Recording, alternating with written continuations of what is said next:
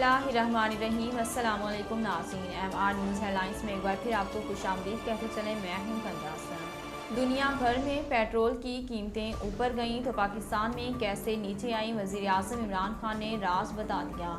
वज़ीर आज़म इमरान खान ने कहा कि रिकॉर्ड टैक्स जमा हुआ, हमारे पास पैसा ज़्यादा आया तो पेट्रोल और डीजल 10-10 रुपये फ़ी लीटर और बिजली 5 रुपये यूनिट सस्ती कर दी।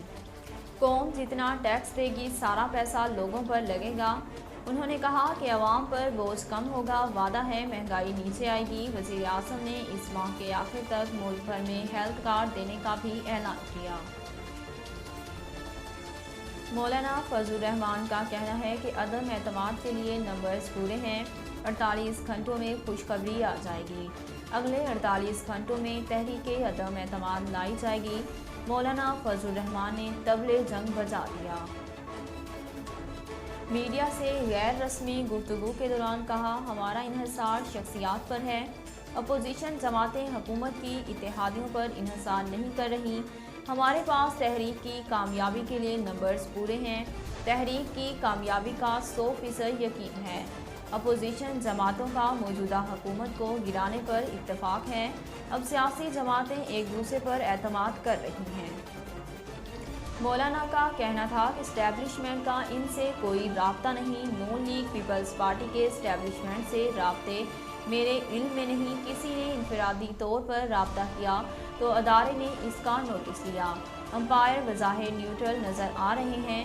हमने अंपायर से कोई सपोर्ट नहीं लेनी, बल्कि सिर्फ हुकूमत को सपोर्ट ख़त्म कराना थी। लाहौर में मां ने अपनी 2 बहनों के साथ मिलकर बेटी को मुबैना तौर पर जहर देकर कत्ल कर दिया।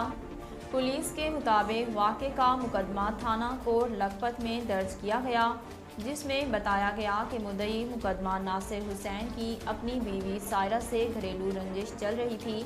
1 मार्च को शाम 7 बजे जब वो घर पहुंचा तो पता चला कि उसकी बीवी सायरा ने नासिर की वालदा को तशद्दुद का निशाना बनाया और 17 साला बेटी लाइबा को लेकर एक कमरे में चली गई। लाइबा की तबीयत अचानक ख़राब हो गई। इसे फौरी तौर पर हस्पताल ले जाया गया, लेकिन वो दम तोड़ गई। FIR में नासिर ने इल्ज़ाम आयद किया कि सायरा और उसकी 2 बहनों ने मिलीभगत से इसकी बेटी को जहर देकर जान से मार दिया।